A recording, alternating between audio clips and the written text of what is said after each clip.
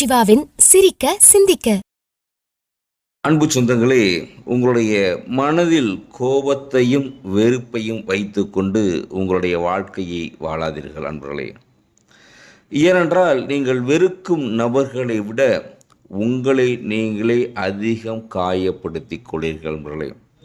பொதுவாக நமக்கு சில பேரை பிடிக்காமல் போகும், சில பேரை நம்ம ஒரு எரிச்சல் பார்த்த உடனே எரிச்சல் வரும். இதெல்லாம் நமக்கு நாமே உருவாக்குறோம்.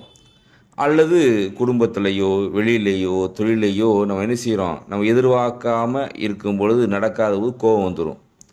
அப்போ அந்த கோபத்தை நீங்கள் யார் மூலமாவது காமிக்கும் பொழுது என்ன நடக்கும் அப்படின்னு பார்த்தீங்கன்னா, நமக்கு நாமே என்ன செய்யணும்னா நம்முடைய உடல் பாதிக்கப்படும், உள்ளம் பாதிக்கப்படும், மனசு பாதிக்கப்படும் பொழுது எல்லா வேலையிலையுமே ஒரு பிரேக் ஆகும். அதனால் எப்பொழுதுமே கோபத்தை ஜெயிக்க பாருங்கள். நன்றி, வணக்கம், வாழ்க வளமுடன், வாழ்க்கை வாழ்வதற்கு.